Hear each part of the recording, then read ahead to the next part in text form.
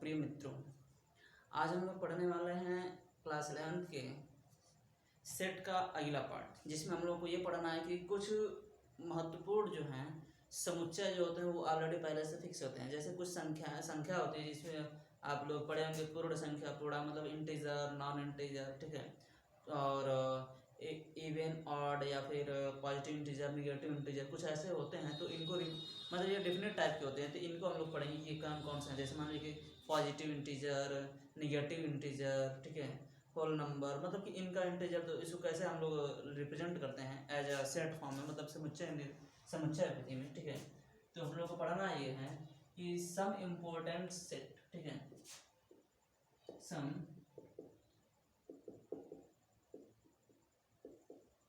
Important set, ठीक है, मतलब कुछ महत्वपूर्ण समुच्चय, ठीक है।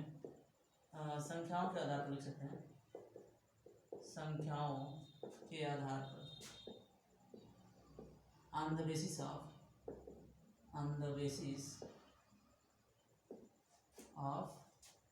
नंबर, ठीक है। तो जैसे पहला आता है नेचुरल नंबर, ठीक है, प्राकृतिक संख्या, नेचुरल नंबर, ठीक है, प्राकृतिक संख्याओं का समुच्चय, ठीक है। तो मतलब क्या है कि प्राकृतिक संख्याओं को हम लोग जिस तरह की जो प्राकृतिक संख्या होती हैं उनको समुच्चय के रूप में लिख देते हैं, तो प्राकृतिक संख्याओं का समुच्चय हो जाता है, ठीक है।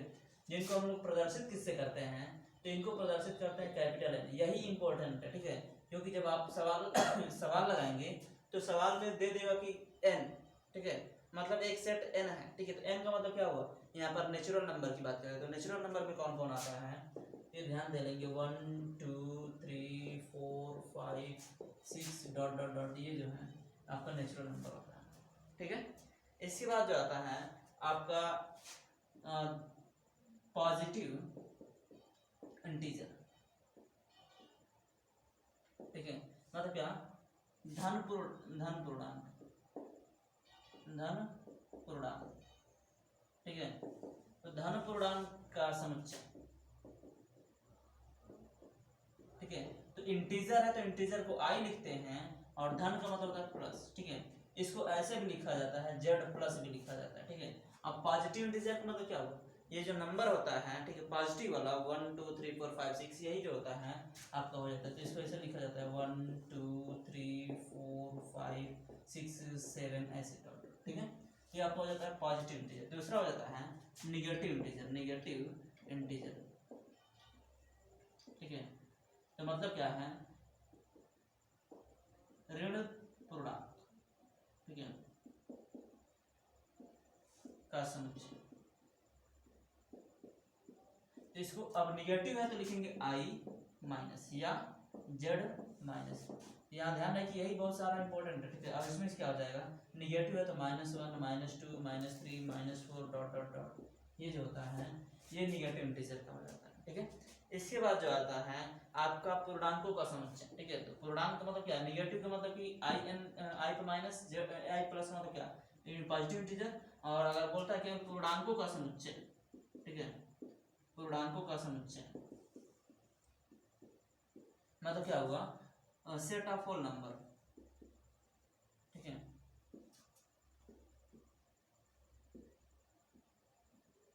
ठीक है, तो इसको हम लोग लिखते हैं केवल आई या केवल जेड, ठीक है।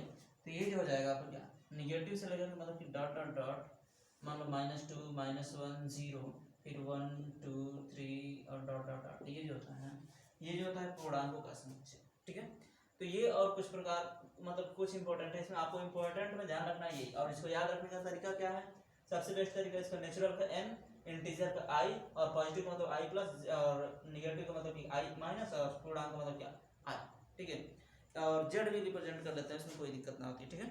इसके बाद हम लोग आगे बढ़ते हैं, तो आगे देखेंगे, ठीक है, वास्तविक संख्याओं का समुच्चय, ठीक है, real integer of real numbers,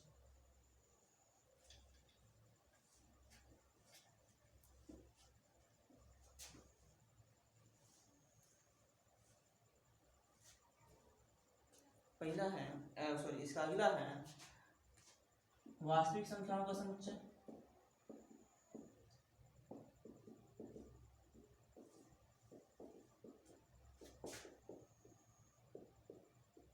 ठीक है, मतलब क्या है कि सेट ऑफ रियल नंबर।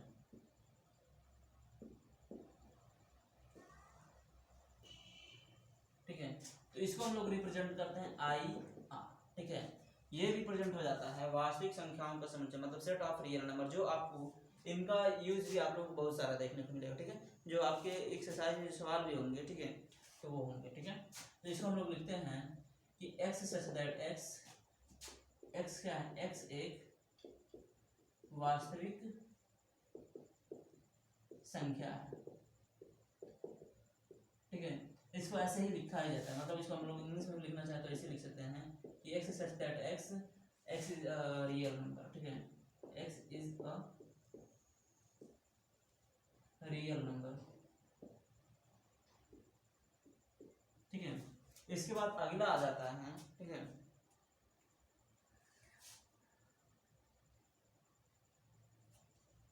इसके बाद जो अगला आ जाता है वो होता है धन वास्तविक संख्याओं का समुच्चय। ठीक है, धन वास्तविक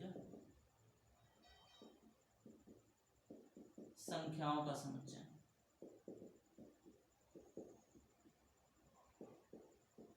ठीक है,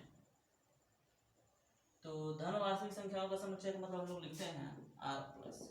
ठीक है, मतलब set of positive real number, set of positive real number. ठीक है, तो ये होता है, और इसका अगला होता है निगेटिव टर्म। ठीक है, तो यहाँ पर सेम चीजें वही लिखने वाली है, क्या कि एक्स सच दैट एक्स क्या है, एक्स एक धन वास्तविक संख्या है।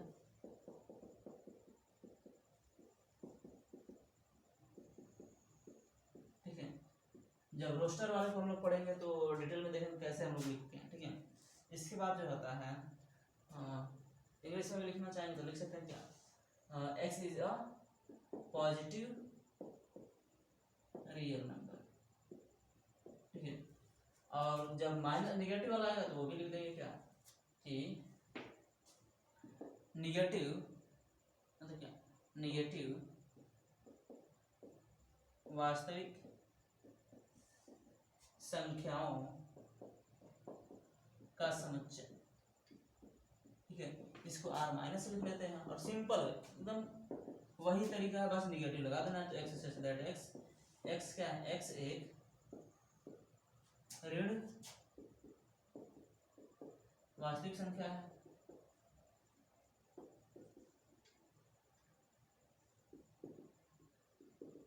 ठीक है, तो लिखना चाहेंगे तो क्या कहते हैं, x is a negative integer real number. ठीक है, और इसके बाद आता है काल्पनिक संख्याओं का समुच्चय। ठीक है, कॉम्प्लेक्स नंबर, इमेजिनरी। ठीक है, मतलब कि समस्त संख्याओं का समुच्चय कह लो, काल्पनिक संख्याओं का समुच्चय कह लो। ठीक है, तो इसको लिखेंगे काल्पनिक संख्याओं का समुच्चय। ठीक है, सेट ऑफ कॉम्प्लेक्स नंबर।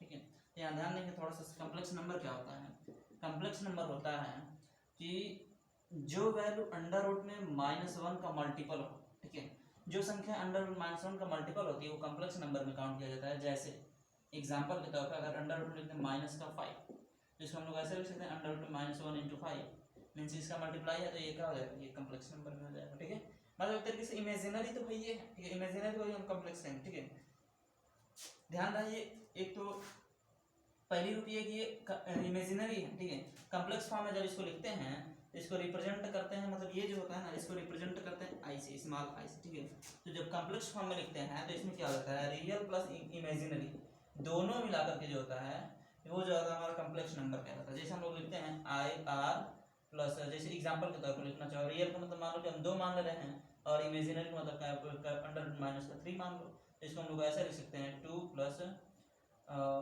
कितना i√3, ठीक है। ये हो जाएगा आपका कम्प्लेक्स नंबर, ठीक है। तो इसको हम लोग रिप्रेजेंट करते हैं सी से, ठीक है। तो इसको ऐसे लिखते हैं कि x सच दैट x एक क्या है, x एक समिश्र संख्या है या फिर काल्पनिक संख्या है, काल्पनिक संख्या, ठीक है।